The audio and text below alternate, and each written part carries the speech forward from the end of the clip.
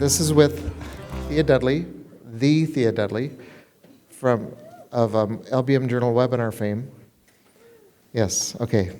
So Thea's going to talk about credit and receivables, tough conversations worth having. It's human nature to avoid tough conversations and situations.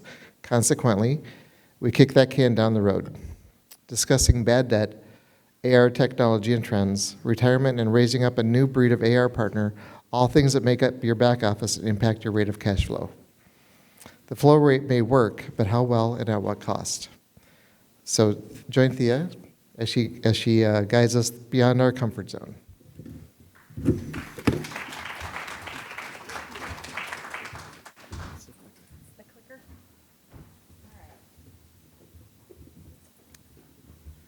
So Russ gave me his fabulous advice of don't suck. I'm going to try to live up to that. Okay, so thank you for hanging out with me while we do cleanup batting here, because this is a really smaller room than yesterday, so I'm trying not to take it personal that it's the topic of credit and not me. So let's talk about some things that I think are fun, but some of you may not, because when I try to talk to business leaders, you look like this. You don't want to talk about it. You don't want to hear about it. You don't want to deal with it. And yet, people like me make up your largest liquid asset. I'm responsible for your cash flow. The rate it comes in, not the rate it goes out, because you all seem to be okay spending it, but I got to get it in the door safely without offending the customer if possible. So let's talk about what that looks like. So these are three things. I'm not moving yet, Albie. It's fine. I'm just wiggling. When I first got up here, I had to clean up here because the people before me were like Pigpen Central. There was this they just left all their stuff. This is like being at home. I had to clean up after a bunch of kids. So let's talk about bad debt blinders. That's the first thing that I look at when I go into a company. I look at your 90-day. So when someone says, yeah, I think our AR is pretty good, it's like, okay, let's look at your 90-day first. Bad debt blinders. Bad debt blinders are all of the things that you don't want to look at. So the question is, how long do you wait to write off a bad debt? Carl, I'm going to pick on you because you're not listening. No, I saw you smiling. So Carl and I had a really good conversation, and he's one of the few companies that really do a good job with it. They write it off. They get on that. It hits that 90-day. There's an action. That's not normal for us. So when Bradley was talking about innovation, we seem to focus on an innovation that's nothing to do with that back office, nothing to do with that money. So how long does it take for you to acknowledge it's a bad debt? So when I come into your company, it's like, honey, what is this from 2003? We're still working on that, Thea. I'm like, you realize that's not collectible anymore because there's a statute of limitations on how long you can sue somebody. I wish that were just something I made up to embellish, but 2003 is the oldest thing I've seen on somebody's AR in the last year. It's typically around 2016, 2017. It's like, can we take one more crack at it? I'm like, no. The amount of time and resources I'm going to spend to try to get that in the door, that also impacts those of you that are thinking of selling or buying somebody. John and I had the conversation about, we call it balance sheet hygiene. You've got that stuff sitting out there because now you're selling your company. You don't want to write it off because you're like, well, that's AR. So every acquisition I've ever been involved with, we had this really awesome AR come over with a bunch of I'm gonna clean it up because Rick said I can't swear, and I've been working really hard on reforming. So there's a bunch of junk on it, and it's always, Thea, the old owner, just, you know what? We told him as part of the deal, we would try to, collect that a little bit. Do you think you and your team could do a little something here? It's like, okay, so you want me to take time and resources and work on something they couldn't collect to try to save $3,000 for them, and now we've got hundreds moving into the 30 or 60. Is that really the best use of our time? And then we don't get any collected. We do it for another 3 to 6 months because, can you just try? And then we finally have to write it off. It gets deducted from the owner's holdback. And could we just skip that entire step? So when we talk about bad debt blinders, be honest with yourself about what you're looking at. Second thing I want to direct you to is people. So here's what's really, this was kind of mind-blowing to me. It's not news that boomers are retiring, but 60% of the credit managers in our industry are over the age of 60. Yeah, that was a little humbling to me. That was from a survey from Credit Safe. It's one of the credit reporting bureaus. So of those 60%, 63% said, yeah, I'm doing just fine in my job. I don't need any technology. I'm still crushing it, so I don't care. Which then leads to our next problem of attracting new talent to our industry. You think it's hard getting them to work in a lumberyard or a building material? Tell them they're going to do that in credit, and they're going to talk to contractors about financing and money all day, and it's like, hard no. 10% of finance people, young people going into finance and credit, 10%, that's all that's entering that market. That's down from 22% a decade ago. We are actually losing ground. So now you've got the perception that what's going on in credit in our industry is it's monotonous, it's labor intensive, we don't use tech. They're not entirely wrong. And I know everybody's out there with, I've heard lots of stories about, God, we've got somebody really good in there. What happens when Mildred retires? If there's no type of succession planning in place, there's no training, there's no digital connect, how does that work? What are you doing? So, can't get anybody else in there. Jen, I know that you have struggled with finding people, and I didn't just put her on the spot. I told her I was going to pick on her. If I run you the mic, will you share your story? You get a mic, because that's how we roll. Al, can you turn on this mic? I'm going to use my credit manager mom voice. Wow. I don't really love having the mic, I'm not going to lie. So I joined a great group at Carter Lumber about a year ago. Carter's a big lumber supplier up and down the East Coast. I inherited a group of folks that have been in their roles for quite a long time, the 60% over 60. It shocks me a little bit, but not completely. We have a lot of folks that are nearing retirement age. Since the beginning of this year, we've hired 20 people in the credit space. We have a staff of 50 on site in Kent, Ohio, and we are really struggling with how do we train these folks? How do we make credit a little sexier so that they want to stay and engage? We've done a number of things from an educational standpoint. We're partnering with our vendor partners, NCS, NACM. We have people getting out in the field, and I think probably that's the biggest thing that we can do. So I'm happy to say at this point, all 50 of our credit pros have been to field operations and engaged, and we're really pushing that relationship model to try and develop folks, but it's tough. And so I have spent a huge amount of time trying to find good employees. Thank you. So when you talk about that gap, how hard was it for you to find people who had skill sets, or did you have to start from scratch and grow your own? Because that's the other thing I hear is, they're a really good credit manager, but Thea, they're like 70. Don't they want to go plant petunias or something? I'm like, hey, as I get closer to 70, I need you to back off of that. And, I don't know, but the next generation has to get in there, and they have to have the experience. So, Jen, did you have a hard time finding youth? Oh, yes. It's terribly difficult to find young folks that want to get into this. Our sweet spot seems to be about that 40 to 50 range, which is kind of the range that I'm in. But we're actively looking. We're trying to develop mentorships. It's very hard. I've connected with every credit manager that I could on LinkedIn, and just trying to engage folks to bring them into our team.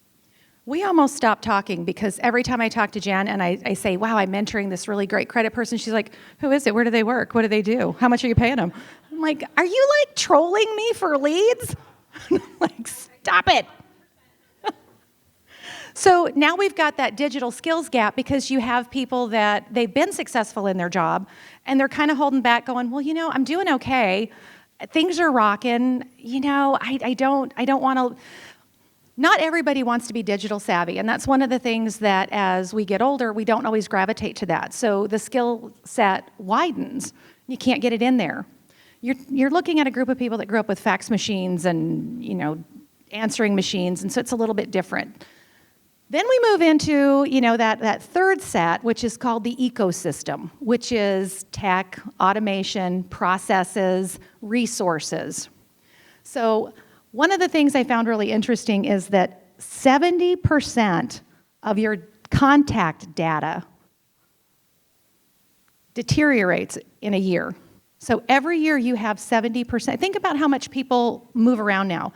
It used to be back in the day, somebody got hired at the mayonnaise factory, they started out in the warehouse, they did whatever mayonnaise jobs happened, they became a manager, then they led a bunch of teams, then they retired, they got their watch and they fished.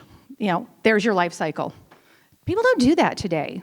They decide, I really like this company, but maybe I want to learn something else, so if this company can't offer it to me, I'm going to go grow somewhere else. And so they're much more mobile.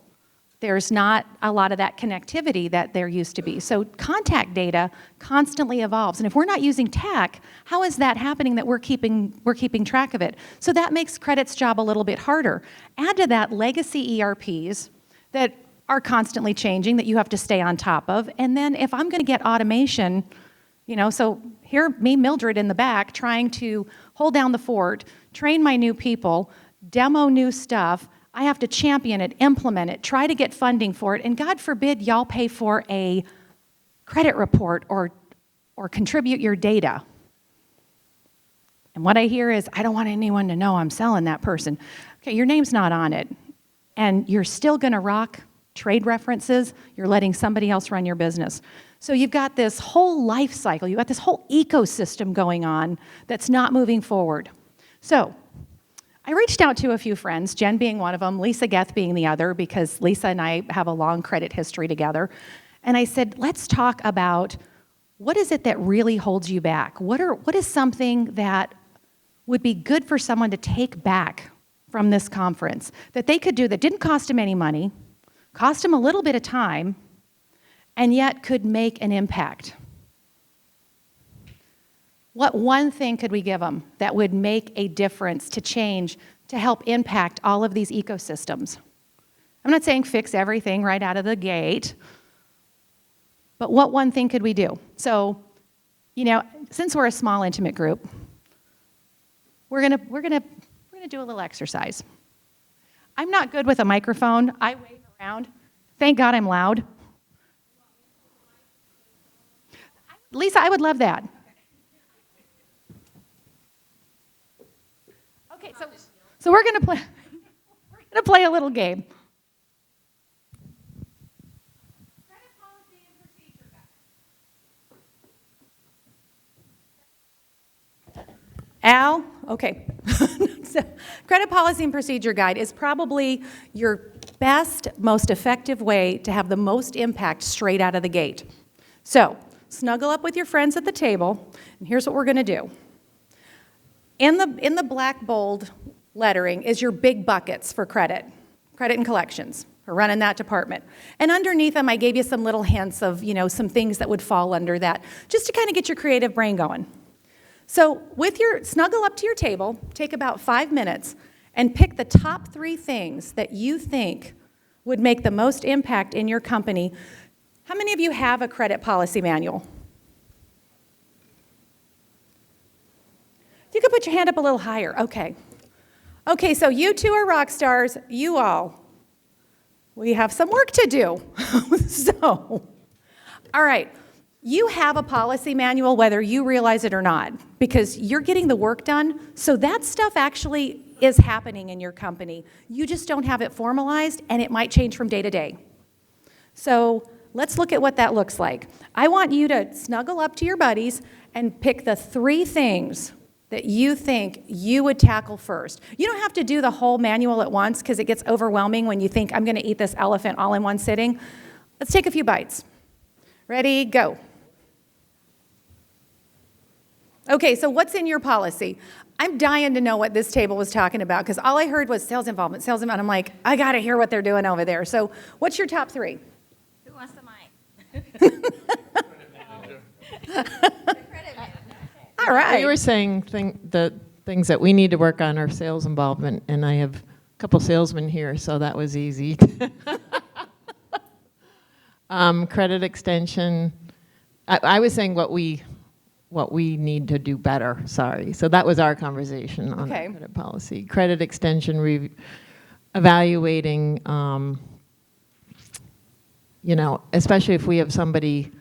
Do we continue to sell to them? Because that's one of our hardest things. That's everybody's hardest. Yeah, Like, where's the tipping point? exactly. So your top three were sales involvement, credit extension. And then I think we talked about roles and responsibilities. Okay. All right. Thank you for sharing. What group wants to go next? Who wants to be brave? Oh, Russ, I can't wait. Russ, do you need the mic?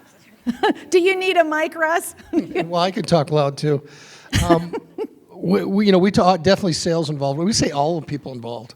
No person should ever say, "Well, that's not my problem," but we definitely want the salespeople involved. We think a formal mechanism or procedure for writing off and charging back. So it's in my past life we've done 90 days, maybe 25%, and get this in when it starts hitting the salespeople in the wallet, they'll get involved. Yeah. And then, I like that. and then the last one is something kind of unique is we stopped calling on the 90 and 120. We started calling people as soon as they were 10 days past due. And we would just say, hey, hey, what did we do wrong? And if they said nothing, it's like, okay. And we didn't ask for money, but other times we'd find out there was an issue. And trust me, when you call a good customer 3 months in a row because they're paying 15 days late, they start paying on time.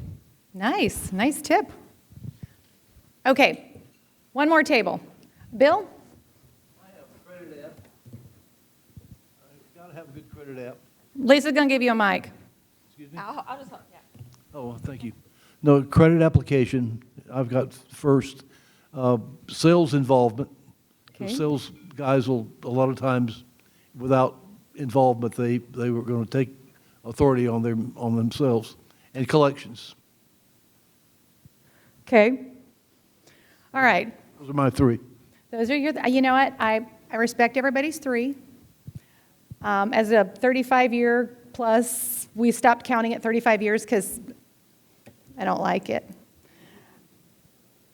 These are my top three. So the first one is define roles and responsibilities. I want to know who I'm holding accountable, and it shouldn't take 6 people in your organization to give someone a $10,000 credit line. One company gave everybody a $5,000 credit line, but they would sell them up to $80,000, $100,000. Honey, if you've already made the deal to sell them $80,000, then bite the bullet and assign the line correctly. Otherwise, you're just creating work down the road. You're releasing orders constantly. It's just busy work. So I want to know who's accountable, what authority levels are out there, and how we're going, who is going to be responsible for what job, and at what level do I need. If I have to run to the owner of the company or the vice president for every decision we make in credit, we have the wrong people in place. We have the wrong policies, and we don't have check and balance and accountability. So that's my first one. I want everybody to know what their seat is and what it entails. I also want a kick-ass credit app. I want to know what's in it. It's amazing to me how many companies, when I ask them, so what are your terms and conditions? They're on the paperwork. Are they the same ones that we put on the invoices on the backside on the delivery? I don't know. I don't know what you have. I don't know if you've acquired and merged so many times that you have no idea what your blended model looks like, how many versions of your credit app are out there. Are they relevant? Have you read it lately? And let's talk about credit application hygiene. If it looks like it's 17 pages long and there's boxes and, look, Home Depot can open that damn thing in less than 5 minutes online. I can drink a cup of coffee and open a line of credit there. That's what you're competing with. So if you're handing somebody a piece of paper and it's a how to do business with us packet, probably not an awesome day for either of you. Let's get that thing skinny down. And then my third thing was let's talk bad debt, because bad debt's going to back me into what does it look like for the collection piece. How long is this going to hang out here? Is it like a Lifetime movie that I know how it's always going to end? It's just a little different venue every time we get there. So what does this look like? How long does it sit there? What's my process? What do I do? And then is there clawback to the salesman? Who am I holding accountable? And just because it's bad debt doesn't mean we can't write it off, and when we recover it, because we're still working on it, it should be at a collection agency, at an attorney, a mechanic's lien. There should be some mechanism with it. Unless it's just dead, and then for God's sakes, put the stake through its heart and throw it in the ground and throw dirt on it. Move on with your life. Yes, sir. What you just mentioned, we struggled with, there's this whole, it's not the salesman's job to collect the, Give him the mic, Lisa. yeah, it's not the salesman's job to collect the money, but it seems like that doesn't always work. So we're thinking about putting some kind of teeth into our commission program. What are your thoughts on that? And I like it. Yeah, Russ is like, say yes. I like it because let's put some teeth in it. A lot of times what happens is I get a credit manager doing what I call the pee-pee dance in front of me. They're like, Thea, this guy's really great. I've known him forever. He wouldn't stiff anybody, or, gosh, I really need the sale. Sales are down this month. It's like, look, you get some skin in the game, buddy. If I'm going to put skin in the game, I need you to put skin in the game too. Yes, you made the sale, but you didn't do it without me. I had to open him, I underwrote it, and now I'm shepherding this relationship through. Do you want to lose it, or do you want to help me collect it and keep this guy? So I like that holistic, everybody approach. I can't do it without you, but you wouldn't have been able to sell that guy unless he's buying COD, and even then, if his check bounces, we're back at square one. So I like the idea of some accountability there. But I've heard that same thing I'm sure there's a book somewhere that has most tired salesman cliche lines in it, and that's right up there in the top 10.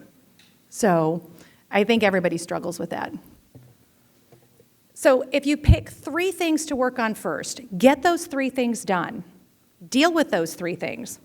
Bill, you want to say something real bad. I can tell. What about him? Oh. I call that under roles and responsibilities. I want to know who can release an order. If my branches can release it, and I have worked at some places that people, when you have 3 computer systems, and one of them was J.D. Edwards that everyone could back into and find a trap door, and they would release stuff, or they put it on a hand ticket. I don't know. Does anybody still have the hand ticket shuffle?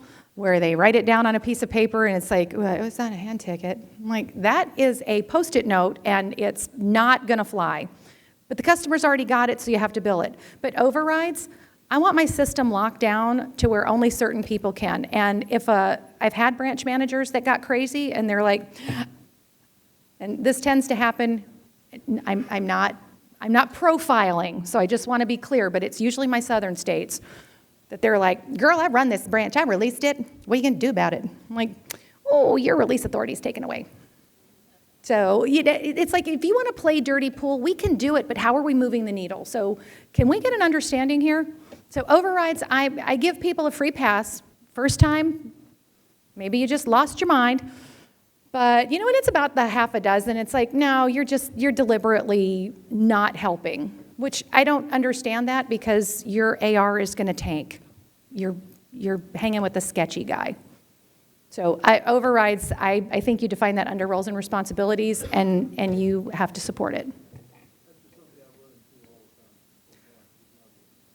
Yeah, we feel your pain. Not everybody is awesome.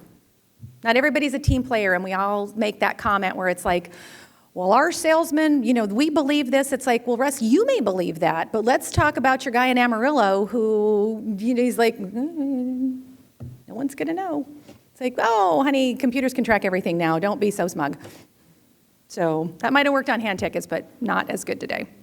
So pick your top 3 things. Get those nailed down. Then pick your next 3 things. So if you were feeling like, I'm going to kill it today, I'm going to just go for it and get some more.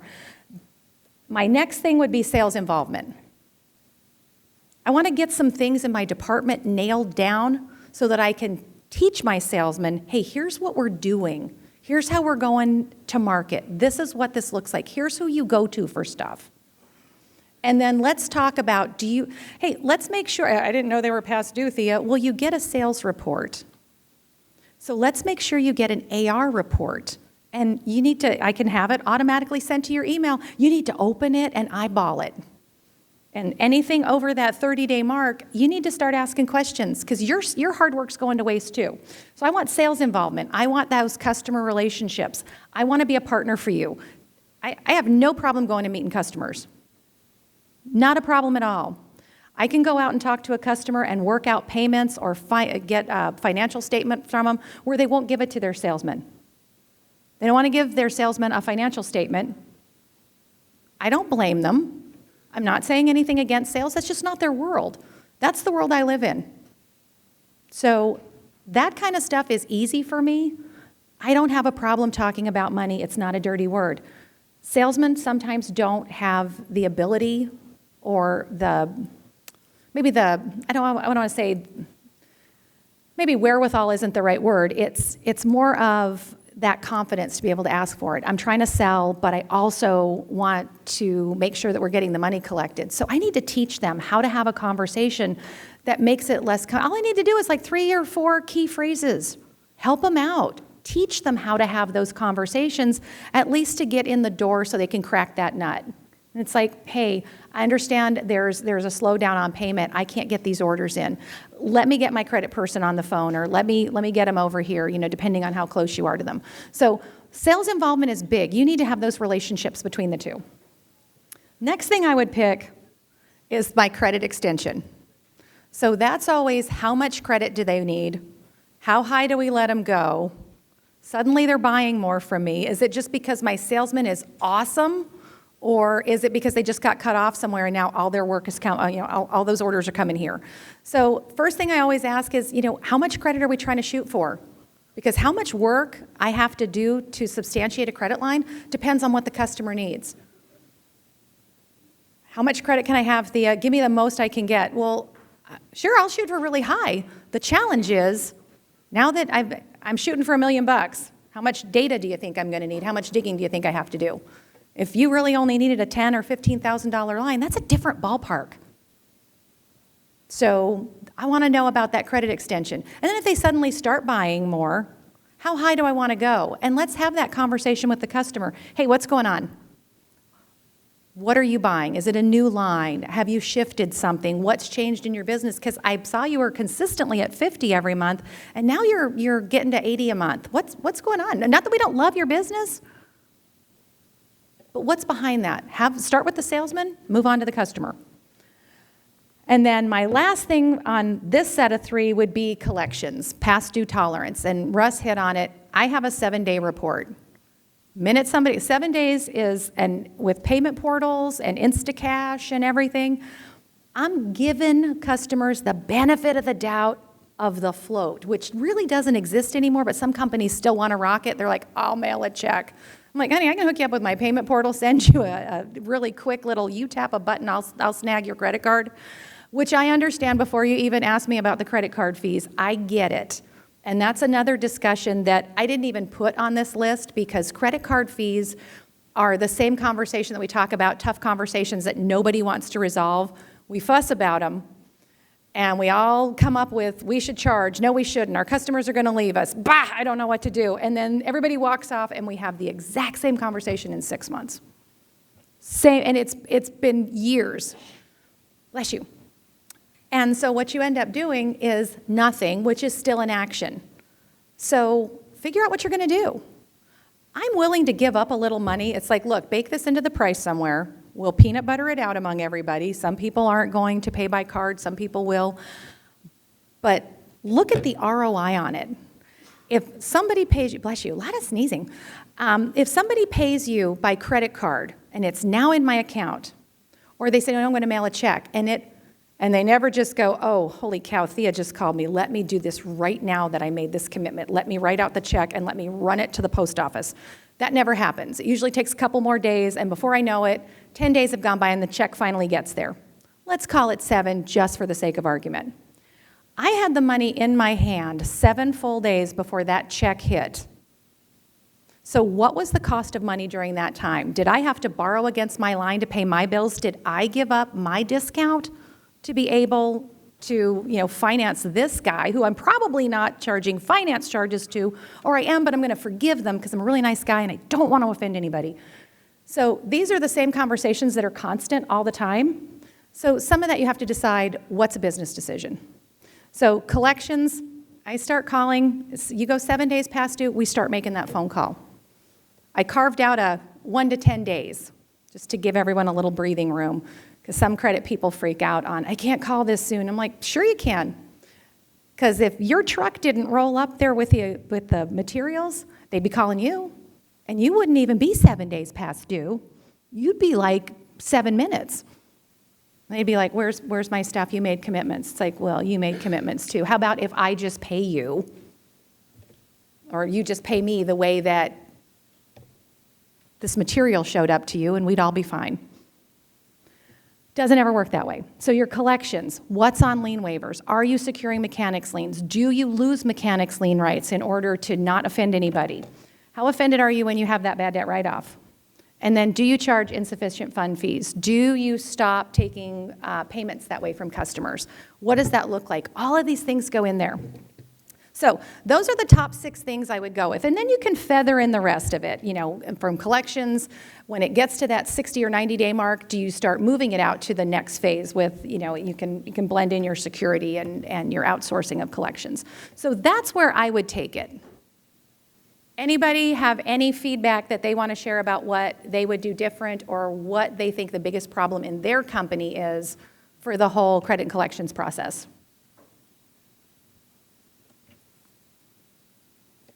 I am 5 minutes over. I am so sorry. Okay, so when you're looking at this, one thing I want to point out, if you take the time to do this, please, please, please make sure it's supported. If you set it and forget it, or you're like, I'm just checking a box, then it's not worth the time and effort. Accountability is essential. You've got to hold people accountable. You've got to promote it, and leadership has to support it. If everything's an exception, then there was no point to it. But if a salesman runs to Russ, I'm going to pick at you because you're sitting in front of me. If a salesman runs to Russ and says, Thea was really mean to me, I don't think she likes me personally, I did this, blah, blah, blah, blah, and Russ is like, this guy's different, or that's just how Bert rolls. We're going to let him do whatever. He's kind of unique in our industry. It's like, then you know what? Nothing's going to change. Because Bert's going to be fabricated 15 times over in every location you have. And if one guy gets away with it, then everyone. There are business decisions that are the exceptions, but they should be a business decision supported by some kind of data. So, go home. I know you're so excited to get out of here today. When you get on your plane, get out your piece of paper, your iPad, whatever, and start writing that policy, because I know you're so excited about this now. You're like, I can't wait to implement this, and it's going to be awesome.